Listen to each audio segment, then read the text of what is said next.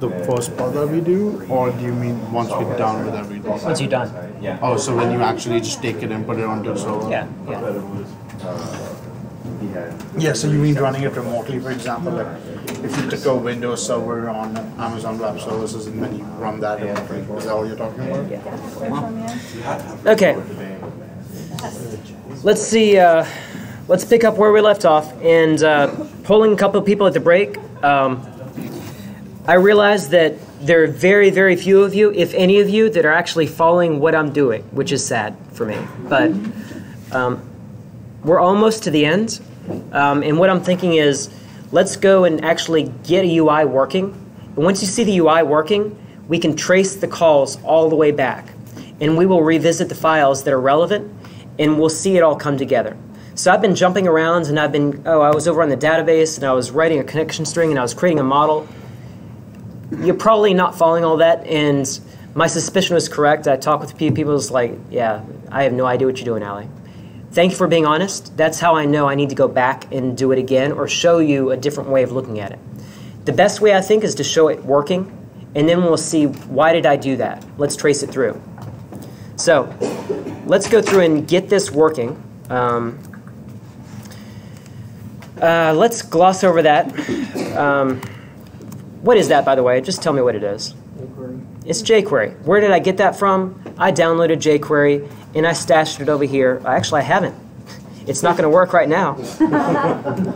It's empty. So let's go stash that file. So it's going to be under public JavaScripts. I'm getting 3 JavaScript files. And I'm going to go copy and paste it over into my target directory.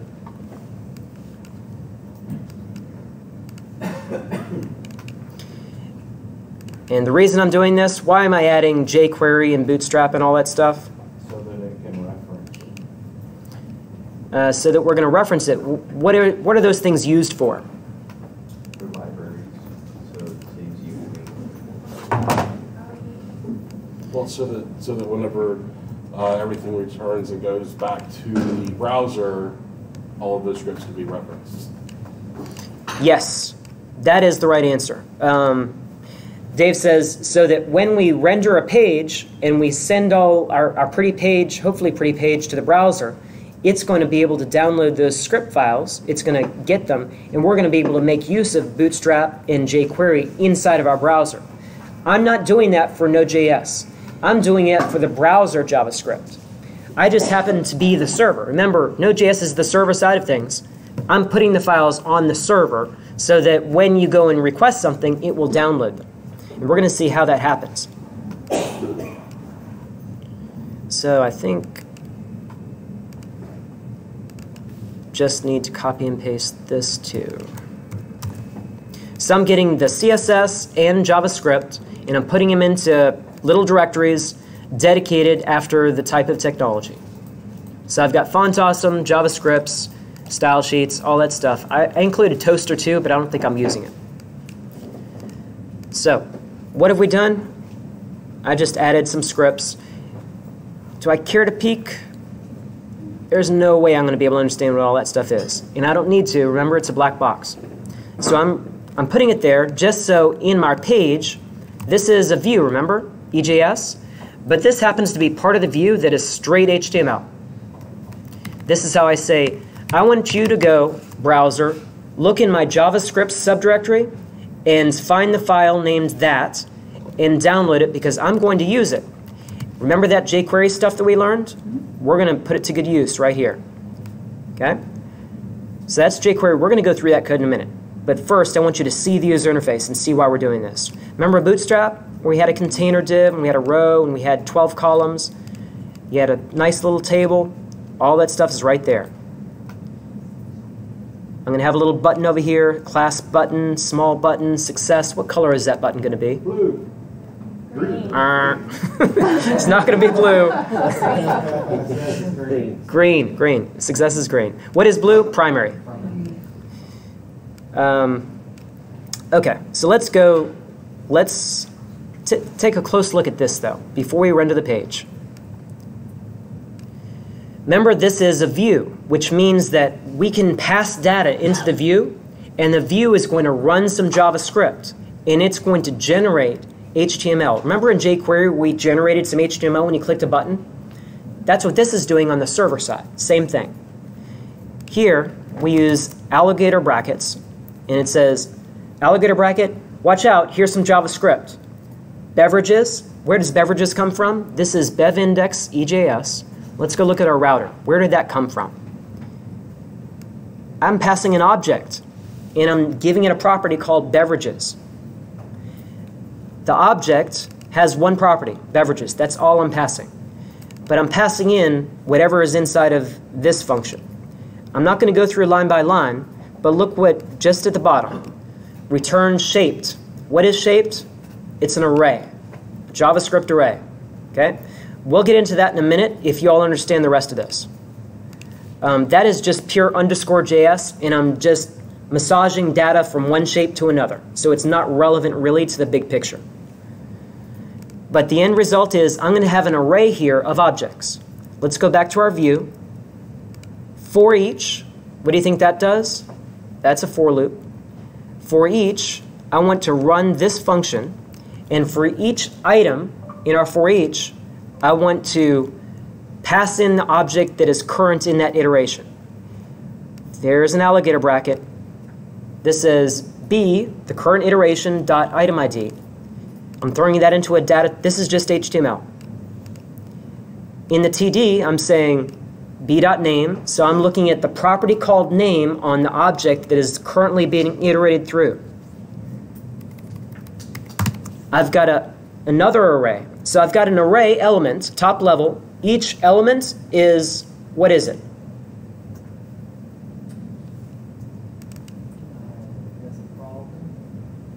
Each element in my top level array is a what? It's a beverage. It's an object representing a beverage, a beer. Inside of that, I've got another array that is, here's an array of comments that relate to that beverage. So it's a property of a beverage that is an array. That's all this is. So I've got a property of a beverage that's called comments, and I'm doing a for each on that also. Inside of that, for each comment, I'm going to write a table row. And I'm going to put comment text, saved by, saved at, into my HTML. Remember alligator brackets?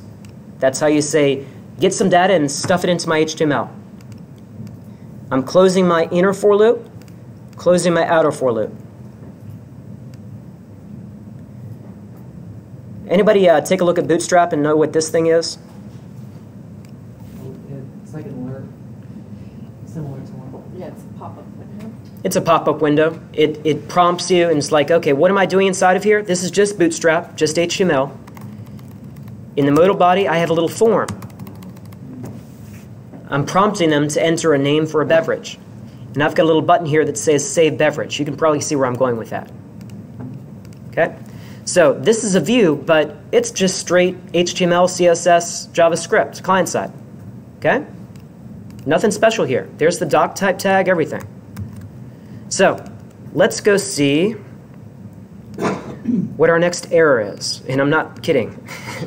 We're going to get an error, probably, because I didn't have my config file. So let's go see chances of that working. 50-50. Let's see. Not that one.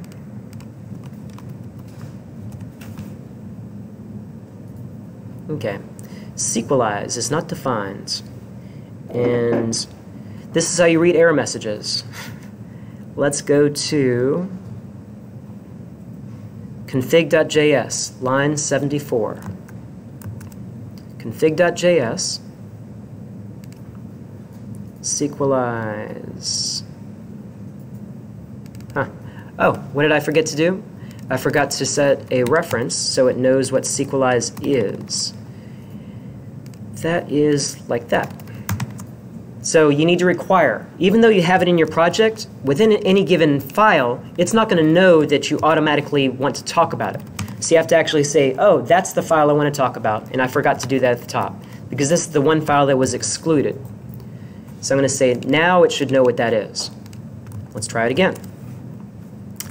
And I wish programming weren't like this, but this is kind of real world. It works. Well, it compiles. What do you know? We have a screen.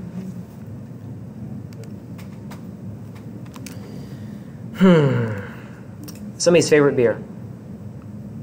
Maybe their second favorite beer because this may not work. Oberon.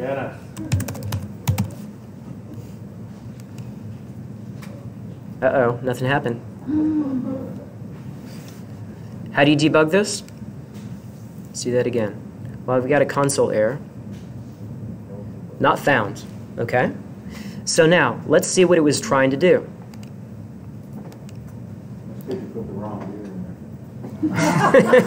It's got to be it. It's the wrong beer. Blame the data. Bev save. So it's doing a post to bev save. Let's go see if we have a bev save defined. Where would we go? You can look in your directory. Bev save. It's going to be, look at that. There's no route for that. I didn't copy all the code. I just copied a get. So I'm missing a whole bunch of code. And you could see me type it in, or we're going to go steal it. Steal it. Yeah, we're going to steal it. We're not going to see me type it in. That wasn't even an option, by the way. Routes, bev. So. I copied it all. It just doesn't exist here. So, there it is. This is the wrong one. Save. So yeah, I just didn't copy it all. Let's copy the rest of this stuff, and we'll explain it in a minute.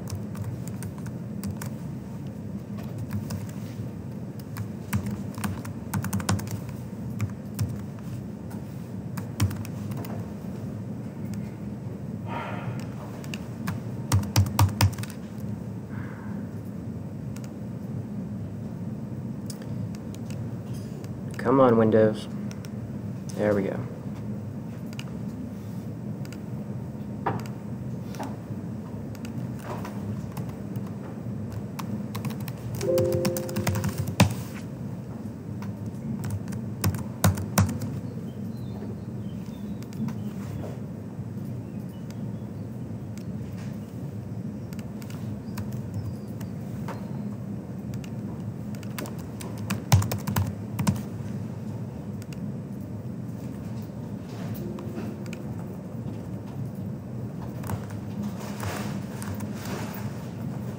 Let's see what's going on here. Oh, what's going on here? Permission denied for sequence. But this is looking promising. How far did we get? What did it do? It said, we got all the way to the point where it's trying to create an insert statement. We didn't write any SQL. We didn't do that. That's what an ORM does. By defining your objects and telling it save, an ORM generates the SQL for you. And it'll, so now you're, oh, wait a minute, I'm going to pay attention because I don't have to learn how to write SQL anymore. Yeah, you're right. If you use an ORM, you may not have to learn how to write your inserts, updates, deletes ever again. Woohoo! I was trying to write the completion of code. It did it. It said, it's telling me I'm about to execute that, and then look at the nasty red error message. It says, permission denied for sequence, item ID sequence, because in PostgreSQL, remember I told you sequence is a separate database object? And apparently, when I granted access to the bev user, I gave it access to that whole database, but PostgreSQL wasn't smart enough to realize I really meant everything in the database, including that sequence. Now we got to figure out where that sequence exists. So would that have worked with SQL Server, the way it is? Yes. That would have worked with SQL Server. So let me see what properties, privileges. I'm just going to give it everything. Security, provider. I'm going to make it super user. Bev user is going to be a super user for a minute, just because I don't want to deal with the permissions. And this, if there's a security person among you, I didn't say that. Save. That's how applications become unsecure. So I don't have to actually stop this because it's still running. Theoretically, I should just be able to go here and do that. And hopefully we get another error message. Let's try that. Come on. There we go. Oh, it's looking good. It wouldn't be there unless it was able to query from the database. We have data.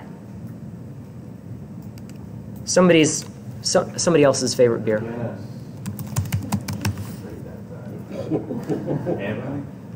Oh, man. We have a real application storing data from the user interface through a middleware tier to the database.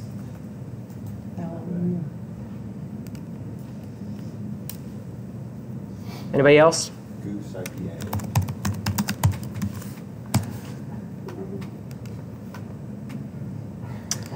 Cider. Say something.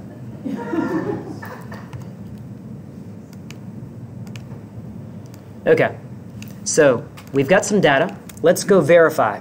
You know, it's one thing to see it on the screen, but did we really store records into our tables?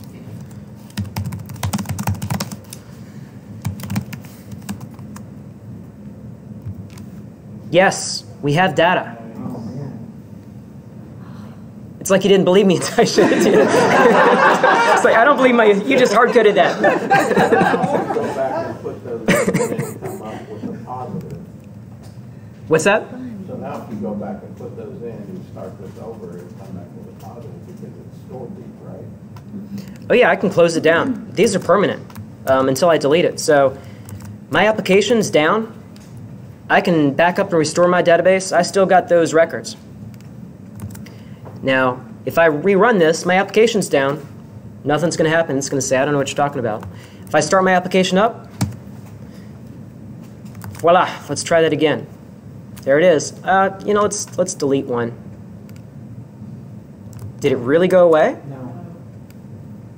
So what happens if you type it in again? It's gone. It's gone. You wrote an application. So what was the delete code? You're all around. I pasted a bunch of code. Let's go back and look. Now are you all interested enough to actually look at the code? Please. Okay. So let's go look and let's figure out how we did this. Step 1, get. We just said, that's our left join. Query, get the data. We're not going to go up and look at that reshape results for just a minute, but it's going to give us an array of beverages. Beverages with the comments. Items. Oh, look at that. I didn't even know. I forgot I wrote that. So let's go look at that. Item hyphen list looks like a route. How do I get there? From the Browser. From the browser. And it looks like, what are we going to get back there? This does a render, but this does a send of whatever that is. What do you think we're going to get back if we call that? this is all those beverages? What kind of list? What format? Ordered list? No, it's It might be a JSON. JSON. It's just JSON. So we're going to get a JSON list of all the items in our database, in our item table. So item hyphen list. Let's try that.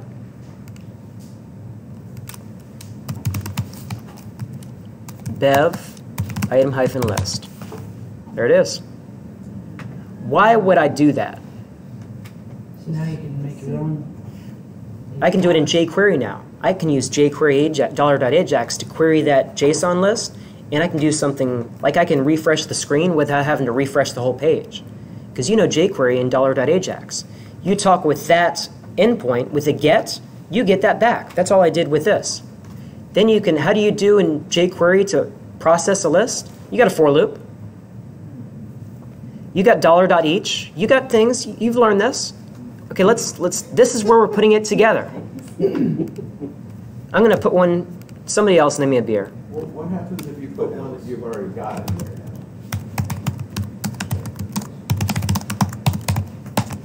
now? That's a little annoying thing. The pressing enter, sorry. It's more important for me to enter a beer. Not. There we go. Sorry, repeat the question, please. What happens if you do a duplicate? If I had a duplicate? Yeah, what if you do Oberon again? Oh, like a... Is that really a duplicate? Why do you think it's a duplicate? Has a different ID. It's got a different ID. Because that's a different ID. You're calling it a duplicate because you're a human. Oh, wait. What's the purpose of this list then? Is it to enter beverages that you don't have into the database, or is it to find out what you do have? What I'm doing is, you're kind of stealing my thunder here. It's like I'm adding records to a database from a user interface that we built in all the code we just built by ourselves. This is adding records. Okay, if you want to query, if you want to find, let's do that. Hang on. Richmond would like you to change the data in the database and see how it affects. Nobody believes that it's real. Okay. Tell me how you want to change the data, Richmond. Let's. Okay. Y'all got to tell me how to do it then. Dude, that's wrong. If y'all want to, tell me how to do it, Richmond. What's the statement I need to do to change an existing record?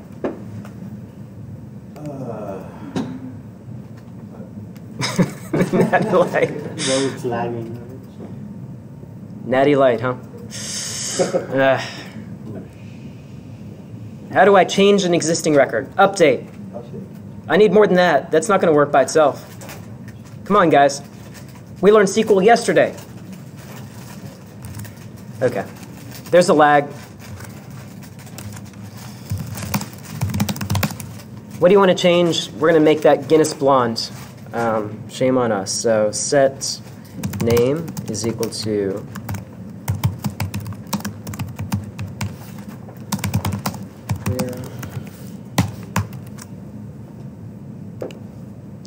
just to prove to you it is there. Have faith, guys. Have faith. And I'm going to go over here to our beverages, and I'm going to refresh. It's real. Trust me. It works. It's alive. Okay. Now, we learned that there's more than one thing in our database. And I purposely left this off. I purposely didn't build a feature for two reasons. One, I got tired of writing this, like I'm storing records, I'm good. And two, I thought this would be a perfect exercise for you all to pick up and make it your own. I don't have a button here to add comments. I could add a little button next to Oberon. It's like, I want to add a comment about Oberon. I didn't do it. I'm going to show you the jQuery that I used to build this, but this is just Bootstrap. It's review. Let's go add a record directly into our database for Oberon. So what's the statement, SQL statement, to add a record to the database for item comment? Right there is the definition of item comment.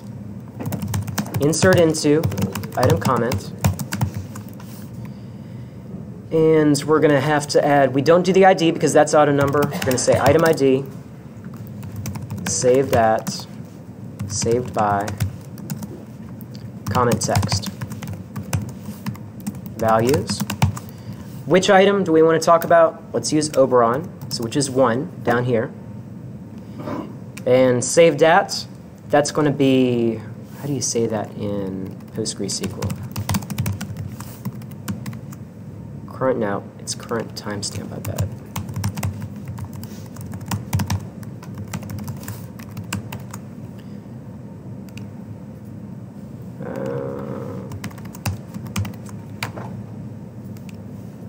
Yeah, no paren. Okay. And saved by, I think it was Kirsty's favorite. And commentary? I love it all. Okay. So I'm going to add that record. We have one more record. Now, item hasn't changed. Item comment has.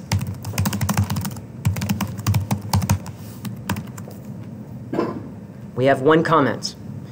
Foreign key to item, item ID of 1, We have a primary key of ID of 1. We have that information. Refresh. Ooh. Not really like you did that, right? That's not very pretty, is it? That's another thing I left for you all to do. I created a very ugly table. And I want you all, now that this is working, install checked in, let's go look and see how it's working. Now that I've got your attention back, it's not just code. It's actually a real working application that we built in a few minutes.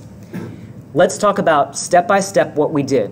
And when I lose you, not if I lose you, when I lose you, stop me, okay?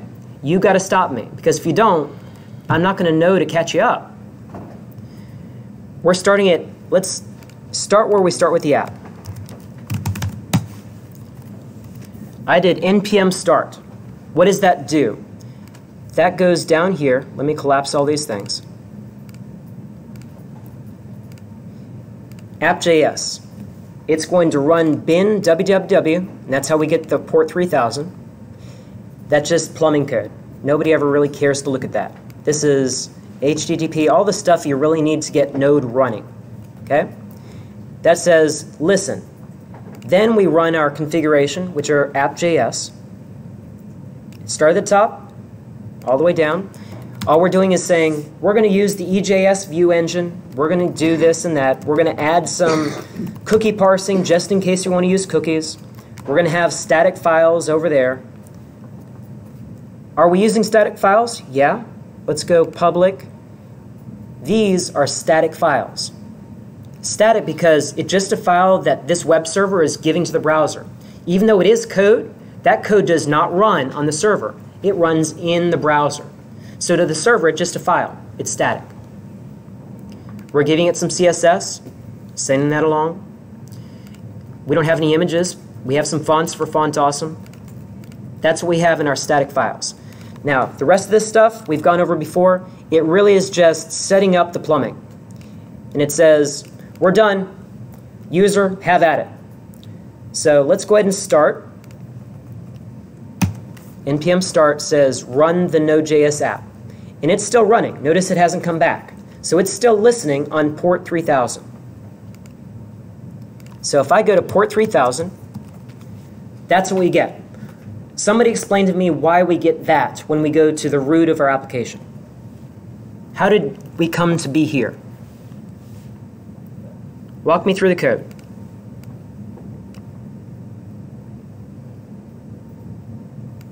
Crickets. Well, Can you scroll up on Yeah. Node.js?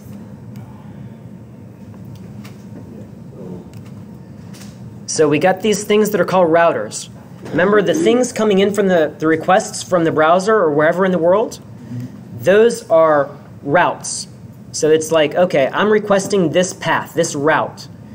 It's the web server listening on this port. It's up to that web server and you as the developer of that to decide what to do with each of those requests. And we're saying, in order to organize our code, we're going to put our specific route definitions. We're going to create a variable for each of them. And we have two of them, index and router. It says if you go to the root, which is without anything after it, I want you to go here to this index router file, routes index. Where is that? Relative path, routes index, right here. Are you with me so far? Yeah. Click on routes index. Inside of here, this is the file that we've designated to respond to any route paths defined at the root. Inside of here, we say, well, if they don't type anything, it's still the root, and they have a get.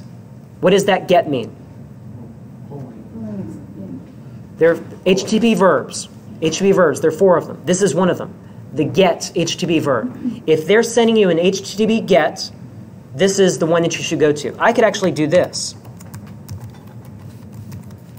If I could say post, does that help? Do you understand what these things are doing? It's like, that's the function that I want Node.js to run when somebody goes to the root path with a get HTTP verb. If they go to the root path and they say post,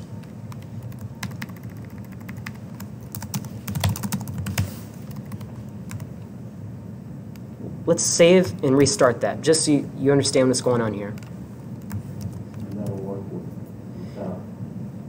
So I'm going to go here again, refresh, nothing changed because I did a get. How do we do a post? We'd have to write some jQuery to send a post, or we could open up Postman, hence the name, and we can tell it to post to that URL. Takes a second to open. And, yep, post to there at the top path. So nothing on it, and I don't have to send anything, nothing in it. This is just a blank post. Let's take a look at what that is. When I post to the top URL, that path, I could, if I posted some data, I could inspect what's in the request and pick out some data. If they sent some payload data, yeah, I'll look at it. I don't care about that. My point here is to show you that this function will run when I click this button.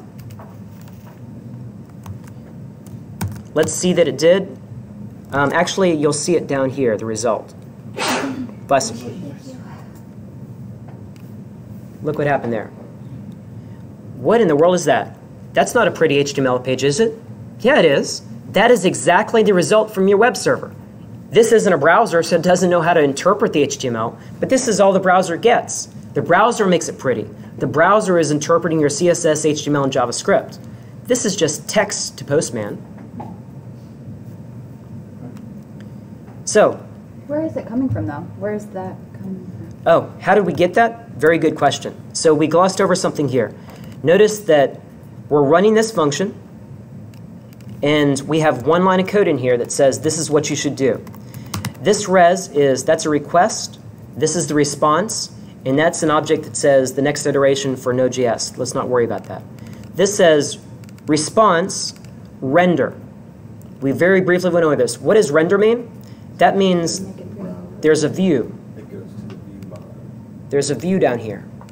And there's a view by the name of index. Let's go look at index.exs. Before we go there, remember that we're passing it index and we're passing this little thing. This is, what is that? JSON object with one property called title with a value of express. If we're posting, we're doing exactly the same thing. All we're doing is we change the variable value to call title. We're rendering the same view.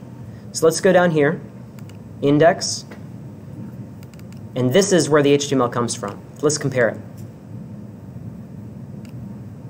What is it saved as? EJS? Is that the... That's the, what is EJS is the question. EJS is the view engine. That's the thing that allows us to say, I'm going to insert variable values into my HTML. Okay. There are other flavors, other syntax. That's the Jade syntax I showed you this morning. Mm-hmm. There are several. So this may be a dumb question, but what I'm seeing here is that you're working the full stack in order to get a result here. I'm glad you bring that up, Brian. Brian said, what I'm seeing is like you're working the full stack to get a simple page result. And the answer is absolutely yes. And that is why we're here, and that's why you should be glad that you took this class versus another boot camp or you started learning just the front end. Because to do anything, even as simple as this, you have to have the full stack. This, I mean, it just dawned on me, and it's making sense what you're doing with regard to. I can't say I understand all the switching back and forth, but I get what you're doing as an overall. I don't expect you all to get this like the back of your hand on the first day, the first time you ever see this. This is the first time you're going to hear it, and it may or may not be a good thing that I'm the first person to throw it at you. You're going to hear this from Derek. You're going to hear it from Paul.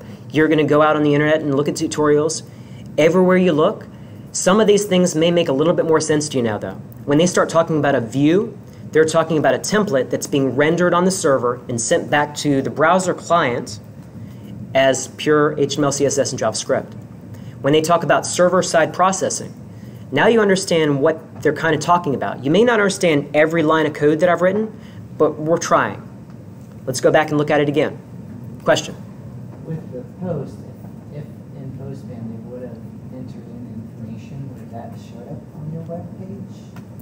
Okay, Aaron has a special request. You know, post is usually used to send data. Let's use it to send data, and let's see if we can use the data that we sent. How would you normally do this? You would do it from jQuery, and we're about to see that. I've actually written some jQuery. That's how it gets from that modal dialog. We're sending a little payload of data. Let's see it here since we're here anyway. JSON, we're going to create an object, some data, and let's call it Aaron. So we have one JSON object, one property called some data. And we're going to post that. And let me go over to our code. Right now, we're completely ignoring any data that's being sent to us. That's not very courteous. Let's go back and fix that. So what is the path? We went to index.js. We're posting to the root. How do we know that? That's a post to the root. How do we talk about the data that we get back? Let's use that as the title instead of this hard-coded express with a post.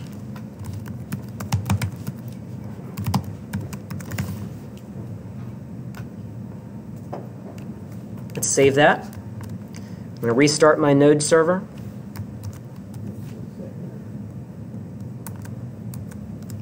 And now if I send this, let's see what it comes back with. Welcome to Aaron. Doesn't make a lot of sense, but that's how you you own the room, Aaron. Okay, we're in your house. And then you can render that out to the left to the browser. Yeah, as a matter of fact, well, we could render this to the browser. You can't go there through a post. When you submit a form, you could send a post, an HTTP verb a post. If we put this in a get, we could do the same thing with a query string. I'm talking nonsense, sorry. I'm trying to speak in layman's terms. You've seen post before. You've seen it with jQuery. Let's go look at the jQuery that I used to go to this page, the bev page. Remember this one? This is how, when I clicked on this plus sign, and I typed in a beer name, and I click Save. How do you think I got that to the server? jQuery post. Let's go look. I'm not even going to go to our server-side code. Where else can I go and see the code? There are two other places. F12. F12. It's in the client. It's in the browser. This is client-side JavaScript. So let's go to Sources, Bev. Here's my jQuery code. And there's the jQuery selector. There's your document ready that you all struggled with for the first 4 hours. And now you understand what it is. When I click on Save Beverage, what is Save Beverage? Let's go look at that. Let's go inspect this button. It is an ID of save-beverage. Save-beverage. Let's go to Sources, Save-beverage. Y'all remember your jQuery selectors? What does that say?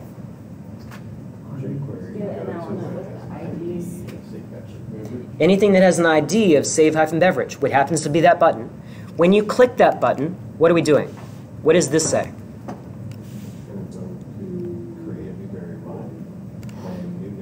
Create a new variable, new name. And set it equal to the ID of the beverage name. And it's getting the value of what's in it. It says, go find something with an ID of beverage-name and get the value out of that and throw it into the variable. Let's go look and see. I bet you it's that text box. Beverage-name, right there, ID. Go back over here. What am I doing here?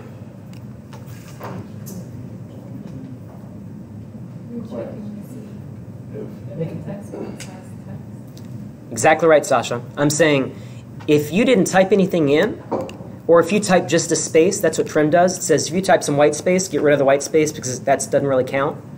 If it's equal to blank, then you remember Toaster, that nice little pop-up? Let's see it run. I'm going to type nothing in here and click Save. That's what I'm doing.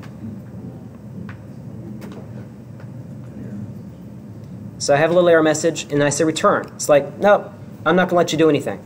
Now, if I happen to type something, you remember this guy,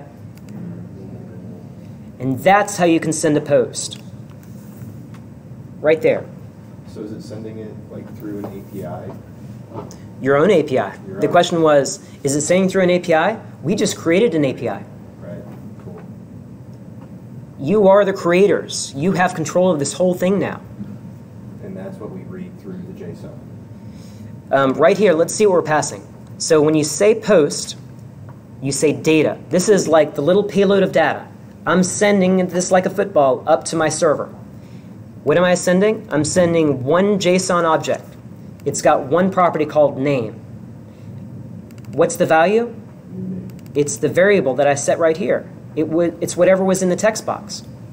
So I'm looking at something on the screen, I'm putting it into an object, and I'm sending it up to my API. What API URL? Right there. Bev save. When it's your app, you don't have to have the full URL. It just, give me the path. So bev save. Let's go look at that and come back. So this is on the client side. Server side, let's go look at bev save post, and we're going to send it that. I'm going to copy and paste it. Let's go see what it does with that. How do we find that in our node.js app? It's going to be in the bev routes, and it's going to be a post, save, and where are we going to find our payload? Right there.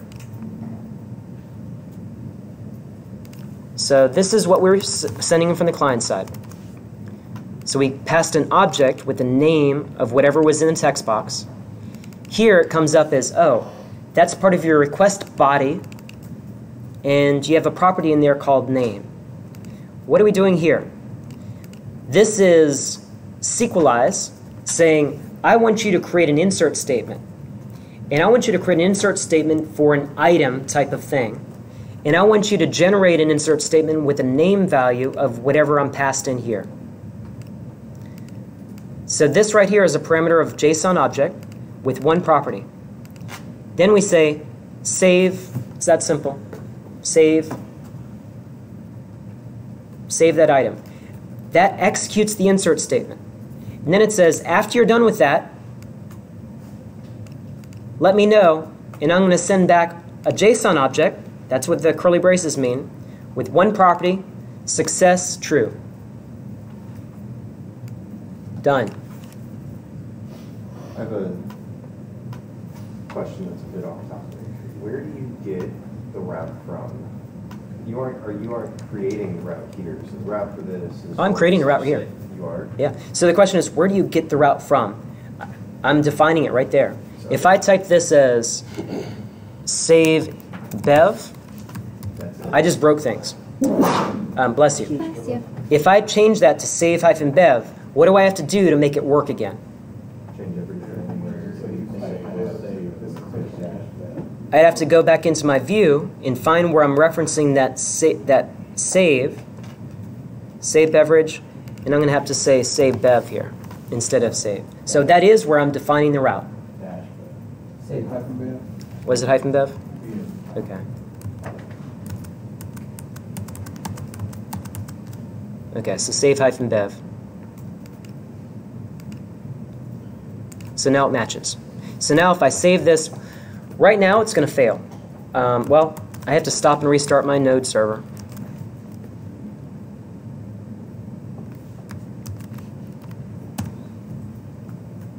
Okay, so now let's go back over here.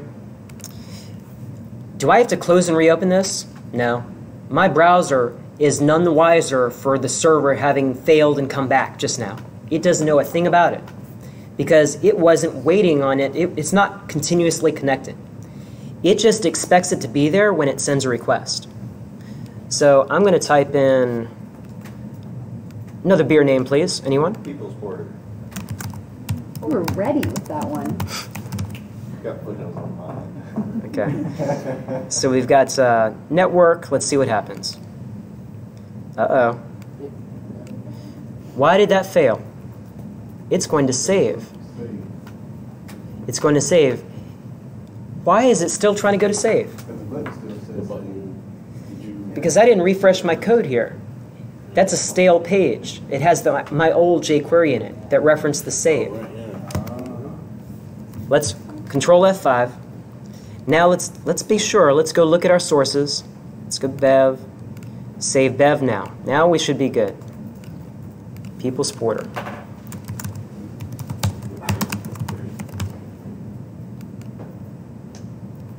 And let's take a look at the network tab. And bev. What is that? Hover. Okay. That's actually the root. Oh, it reloaded the page, so it got rid of my other stuff. This is actually loading the page network. But we can see it's there. People's Porter, if you want proof, I can go to the database and run a query, but you know it's there by now. So, questions. How many of you have I lost right now? Okay, I've got the minority in the classroom. Most of you say you're with me. Yeah. Okay. As much as any. Would it help to... Better than we did before. Okay. Yeah. Would it help to trace it again, or do you want to go actually modify this application and do it yourself? Work on it. Yeah, okay. Let me, I've given you access to the repository, and I've shared the repository URL. The only thing you're not going to have in there is the config file, which is what I had to rebuild from scratch. I'm going to paste this. This is not going to work until you build your database. You got to do that locally. I'll paste 2 or 3 things into code. In the meantime, use Git, download this code, look at it. Here's your challenge. On this screen, I've done some, take a look at the jQuery. Let's do F12 sources. You can follow the jQuery by now. Even if you can't write it, I know. I have confidence in each and every one of you. You can read this jQuery and understand what's going on. That one you probably have never seen before. Let me explain that. What is that? When I say add bev modal, that's probably that button. On, what is that thing? That's a Bootstrap specific event. That means when my modal is finished showing itself, run this function. Why do I care? Because it was kind of annoying when I was testing, because it would show the modal, but I'd have to click into the box to be able to type. I just wanted the cursor to be in the box. So I wrote this couple lines of code that says, when you show yourself, set the focus of the cursor into the box for me, so I can just start typing. That's all it does. What else is in here? Oh, that comment delete. You know that nice comment that Kirsty gave us? I can delete that thing by clicking that button. When I click that button, what does that jQuery selector mean? Tell me that in English. It is taking every table row with the class comments. It says, you got the first part right. Let me repeat it for Richmond. Find all the table rows, TR tags, that has a class of comment. What does the space mean? A sub one. Look inside of there. So children of that. And what are we looking for inside of there? A what of delete? A class called delete. So just a class called delete on any objects inside of that row that has a class of comment. Let's look and see what that might be.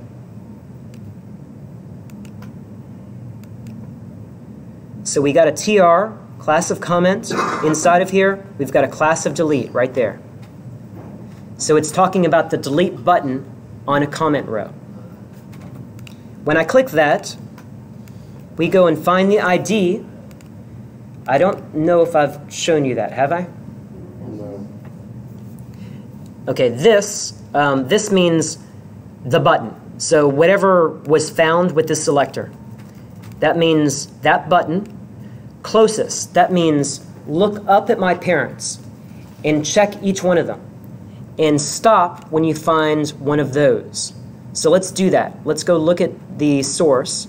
So it says we are the button. We are the red X button on a comment row. Find the closest TR. So we're this span. Our next parent is TD. Is that a TR? Yes or no? Nope. No. Continue going. What's our next parent? It's a TR. There you go. There we are. That's our closest TR. There may be another TR. If this was a nested table, you might find another one. but the closest one is the first one you come to when you start looking up. That's what it means. That's a commonly used jQuery selector because oftentimes you're going to say, from there on the page, I want to navigate upwards. So, closest is how you say that. Now on the closest, what are we doing? We're probably going to look at this attribute, comments ID. Why do we need the ID value? What do we do with IDs in databases? I'm saying read the data comments ID attribute, give me the value, and put it into a variable called comments ID. Why are we doing that? We want to make sure we're deleting the correct comment. That's how we tell our database which one we want to delete. That's our primary key. And as Derek said very briefly when he was talking last week, you want to find exactly the rows you want to delete. If you make a mistake, there's no recourse unless you restore from backup. So it's good to delete by primary key. Then, this is typical stuff. What path is it? We're delete at the bev path. So right up here, bev, there's probably a delete under right there. Right here it is. And we're looking at the payload. It passed me a little JSON object that had an ID property. Use that. Destroy, that's how Sequelize is going to generate a delete statement for us. So the next one down, router delete comment. That says comment destroy. Right. We're passing the same type of jQuery JSON object, except it's going to delete from comments instead of item. And when we're done, we just send back success. Okay. So that's what that means. That is the delete HTTP verb. Where do you get that from? Over here, we're specifying the delete verb right there. Okay, this is your first full stack application. And I'll not lie to you, I had high hopes that you're going to, yeah, let me run at it and I'm going to go off and write my own app. I'm not surprised that it didn't go that smoothly. We still have time to salvage this. We have 2 hours. I'm going to let you go. Go at it. Let's see if we have any questions. Okay, there's the documentation for Sequelize. I'm going to share.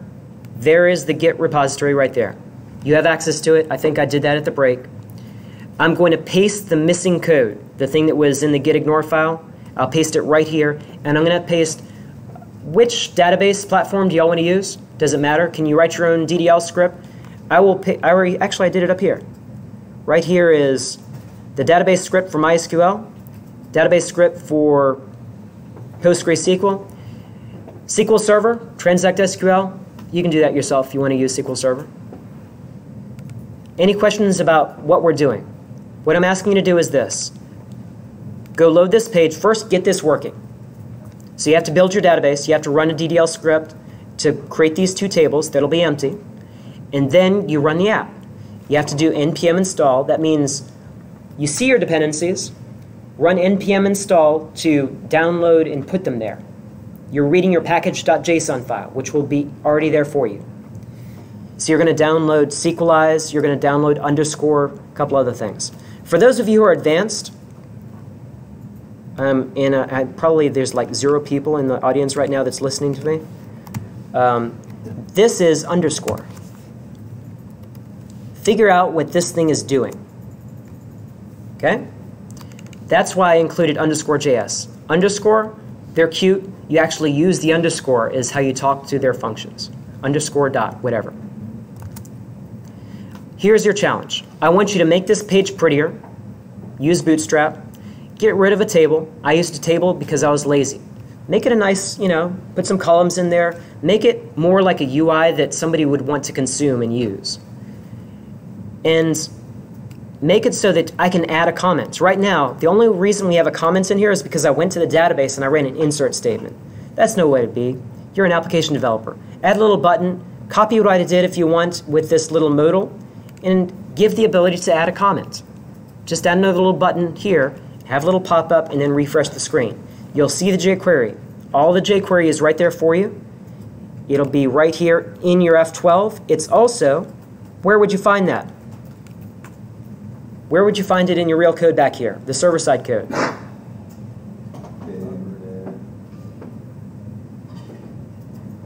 Let's look at the path. It's under bev. It's at the root of bev. So let's go look at the root of bev. The root of bev is going to be the route. Okay, the root. We're in the bev.js. The root. It says get res render bev-index. Where do we go to find that?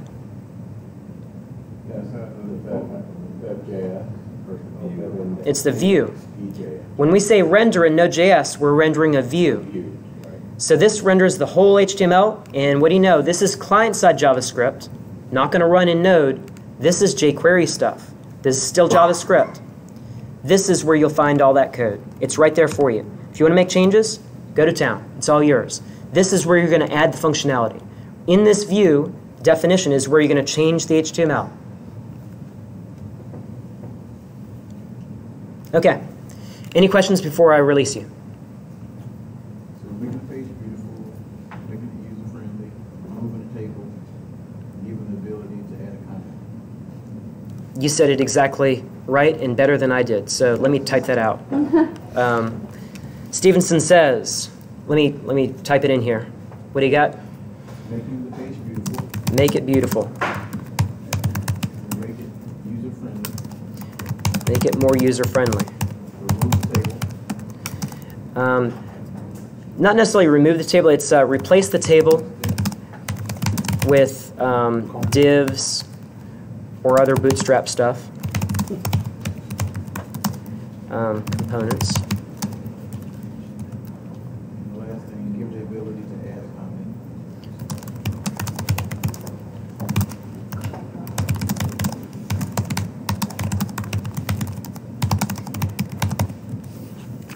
Do you need us to Okay, finish Stevenson. telling us That's enough.